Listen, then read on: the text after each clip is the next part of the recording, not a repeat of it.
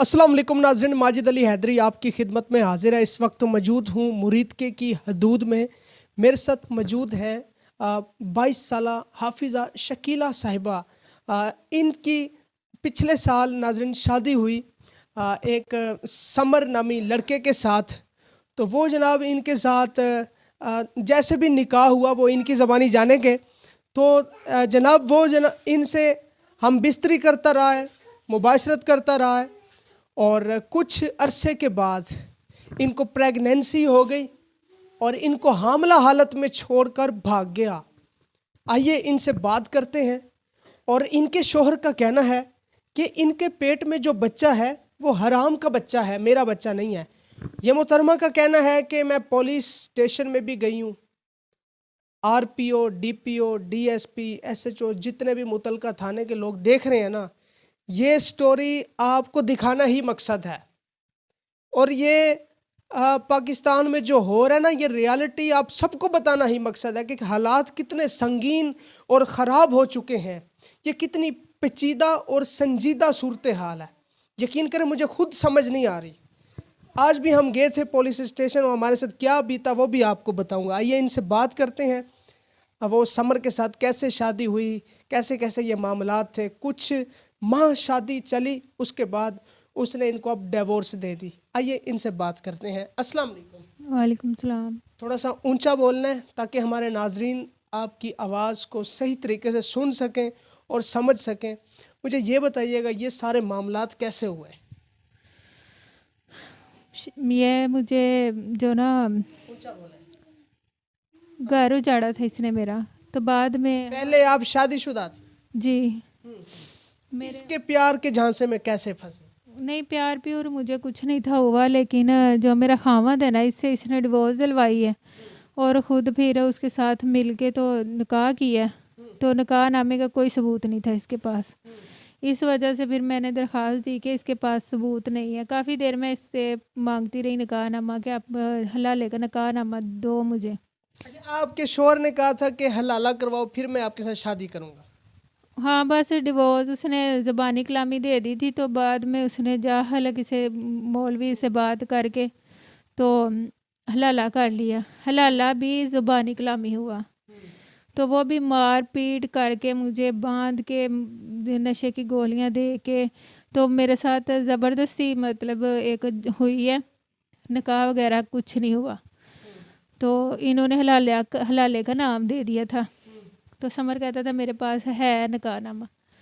तो जब भी मैं इसे कहती कि निकाहनामा दिखाओ, तो ये कहता कि मैं दे दूँगा। तो फिर मैंने इसको धमकी लगाई, तो इसने कहा कि मैं अदालत में जमा करवा दूँगा, अगर तुम किसी और की हुई या मैं तुम्हें मार दूँगा या मर जाऊँगा। ये समर ने कहा? समर ने कहा।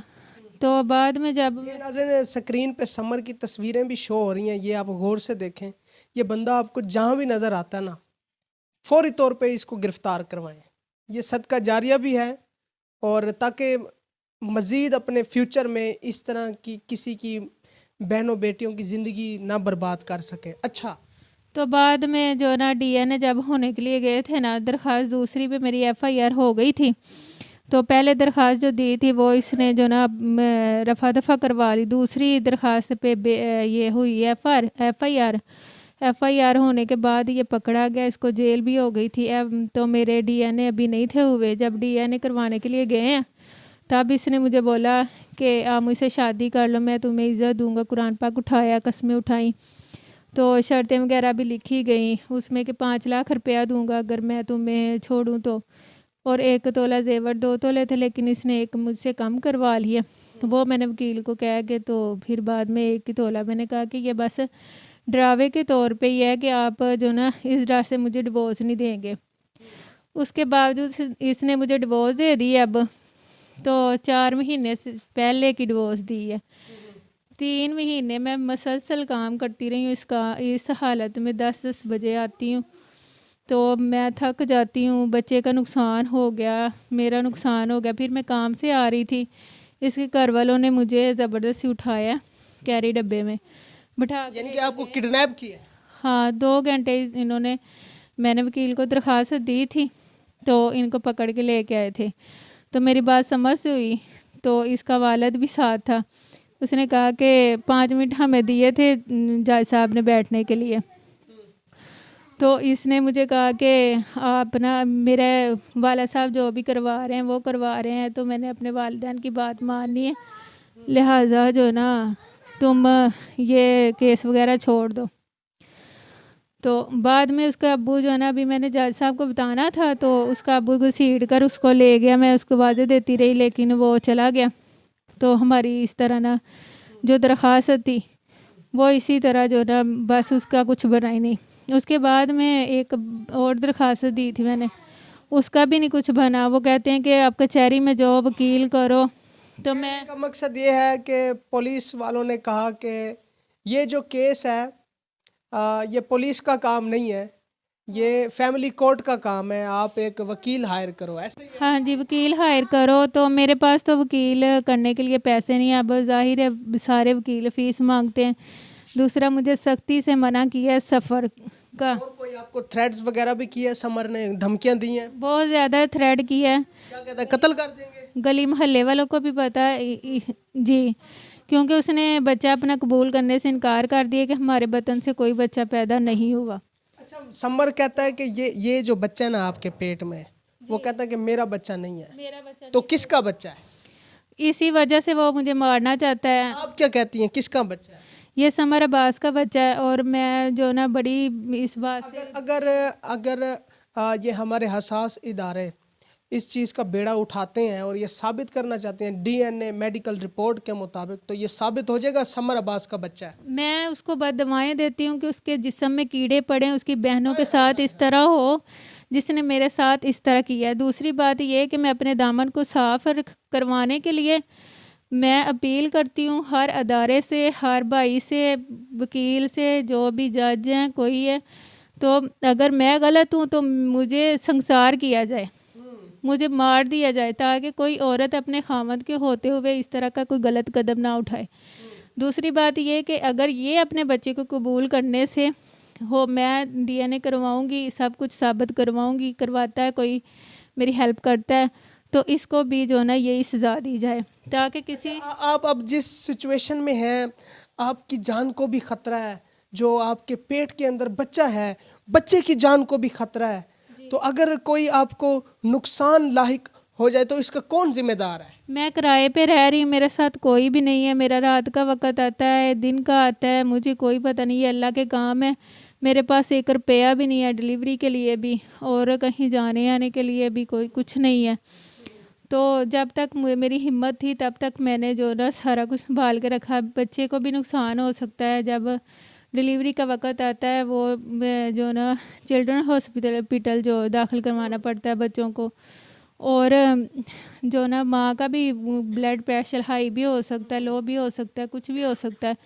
लेकिन इस दरिंदे ने मुझे इस हालत में छोड़ के तो ऊपर से तलाक भी दे दी। तलाक इस हालत में होती ही नहीं है, लेकिन भाई उसने जो मुझे यकीन करें कि हम एक ऐसे माशरे में रहते हैं, ऐसे गंदे गलीज बेहिस माशरे का हिस्सा है कि यहाँ पर कोई एहसास करने वाला नहीं। यकीन करें, यूरोप कंट्रीज़ में जाए ना, जिस माँ के पेट में बच्चा होता है ना, उस माँ के पेट के अंदर मौजूद बच्चे का भी वजीफ़ा लगा दिया जाता है। उनकी गवर्नमेंट खुद ये वजीफ़ा लगाती है बच्चे का। जो बच्चा माँ के पेट में है, जो दुनिया पे आ जाता है, उसका बड़ा वजीफ़ा लग जाता है, क्योंकि वो तब खाना खाता है, पानी पीता है, रिज़्क खाता है।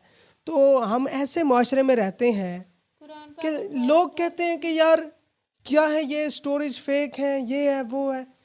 अब मैंने तो वो जितने भी बड़ी पोस्ट्स पे बड़े ओहदों पर फाइज जो बड़े बड़े लोग हैं, मैंने सबको कहा है कि आप लोग आए, मेरे साथ रब्ता करें। नंबर भी मेरा शो हो रहा है स्क्रीन पे, और आप खुद इस केस की तस्दीक करें, तहकीक करें। अब इनके पेट में जो बच्चा है ये अब ज़ाया भी नहीं कर सकती, माँ है, और माँ झूठ भी नहीं बोल सकती कि ये किसी और का बच्चा है। इनको तो पता है कि मेरे शोहर का ही बच्चा है, पाक दामन है, बादब्बा हया है। यकीन करें कि मेरे पास अल्फाज नहीं है कि इनका दर्द कैसे मैं लफ्ज़ों में बयान करूं। तो आप क्या कहना चाहेंगी देखने वाले मुखय्यर हजरात से? मैं देखने वालों से बस यही गुजारिश करूँगी कि अल्लाह पाक कभी भी किसी को आज़माइश में ना डाले, और जो इस तरह के खामद है ना, इनसे अल्लाह पाक बचा के रखे। बार बार कुरान पाक उठाता था, बार बार मुझे यकीन दिलाता था, लेकिन मैं उठाने नहीं थी देती। और मैं कहती थी कि बस अपने सारे रिश्तेदारों को, बहन भाइयों को, माँ बाप को अपनी जगह पे रखो, लेकिन मुझे भी मेरी जगह दो। तो इसके बावजूद वो मुझे छोड़ के चला गया, धोखा करके चला गया। अब जो डिवोर्स का पेपर मेरे वालिदैन, अगर अगर कोई अल्लाह का नेक बंदा आपके कंधे के साथ कंधा मिलाए, एज अ ब्रदर आपकी सपोर्ट करे, तो क्या आप इस केस को स्ट्रॉन्ग करेंगी? उस दरिंदे के खिलाफ एक्शन लेने के लिए आप स्टैंड लेंगी? जी मैं लेना चाहती हूँ, क्योंकि मुझे इंसाफ चाहिए और मैं ये साबित करवाना चाहती हूँ कि पहले तो इसने मेरे साथ जो भी किया था, घर उजाड़ा था, कुछ भी किया था, लेकिन ये बात अब ख़त्म हो गई है। इस बहन को एक अच्छे भाई की ज़रूरत है जो इस केस पे इन्वेस्टमेंट करे, और ये बहन अपने पैरों पे स्टैंड लेंगी और उस दरिंदे के ख़िलाफ़ एक्शन भी लेंगी। और इनका कहना है कि उस दरिंदे को, उस माशरे के नासूर इंसान को सज़ा मिलनी चाहिए, ताकि मज़ीद फ्यूचर में वो किसी की बहन बेटी की इज़्ज़त ना ख़राब करे, और आगे मज़ीद वो आप शादी भी करेंगी तो क्या वो ख्यालात है? मैं कोई शादी नहीं करना चाहती। मैं अपनी बच्चों की वजह से अगर ज़िंदा हूँ ना, तो मैं सिर्फ़ अपने बच्चों की वजह से ज़िंदा हूँ। और जो मैं अब इस हालत में हूँ, तो इस हालत में भी मैं मरना चाहती थी, लेकिन फिर मुझे बच्चे का ख्याल आता है कि मैं अब कोई गलत काम उठा लिया। कोई मैं पहले शोहर में से कितने बच्चे हैं?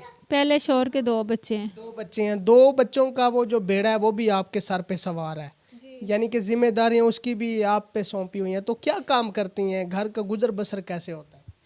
मैं लोगों का काम ही करती थी पहले, लोगों के घरों में काम कर लिया, फिर जो जो भी काम मिलता है मतलब वो मैं कर लेती थी। इस सिचुएशन में भी आप काम कर रही हैं? इस हालत में भी मैं काम करती, कभी बेहोश हो जाती हूँ, ब्लड हाई हो जाता है मेरा या फिर लो हो जाता है, तो ना तो बहन भाई, अम्मी अब्बू, वो रिश्तेदार इस तरह की कोई माली मावनत करते हैं? मेरे वाले साहब जो है ना, उन्होंने कहा था इसको माफ़ ना करना, लेकिन मैंने इसके हुक्म बदूली की? कुरान पाक के उठाने की वजह से, दूसरा इसने सारा कुछ कबूल करने की वजह से मैंने ना इसकी बात मान ली कि चलो इसने मेरी। अब पछतावा होता है किए पे? पछतावा बहुत होता है। और जो बच्चियां इस तरह प्यार के झांसों में आ जाती हैं, उनको क्या पैगाम देंगी? मैं यही कहना चाहती हूँ कि वो अपने वालिदैन की बात माने, वो अपने भाइयों की बात माने, और कोई अच्छा सा जो ना वालिदैन भी कुछ लोग आपकी हेल्प के लिए राब्ता करना चाहें, कोई नंबर है आपका? जी नंबर बताएं। 0307 700 पूरा 8745 है। किस नाम से है? शकीला नाम से। अच्छा, अब हाफिजा हैं? हाँ जी।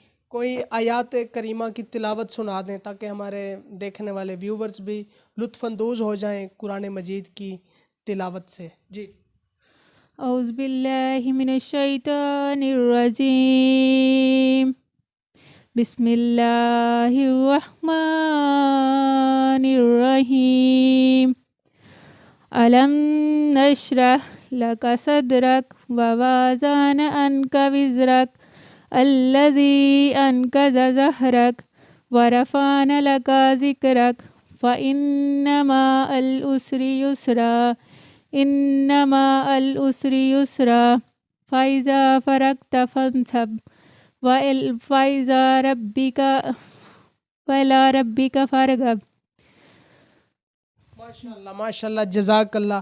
जी, तो नाज़रीन, इनका नंबर स्क्रीन पे शो हो रहा है। जितना हो सके एक भाई की हैसियत से, बाप की हैसियत से, छोटे भाई की हैसियत से, एक माँ की हैसियत से, जितने भी मुखय्यर हजरात हैं इनके साथ जुड़ जाएं। और फ़िलहाल मुझे इजाज़त दें। अपना ख्याल रखिएगा। फ़ी अमानिल्लाह।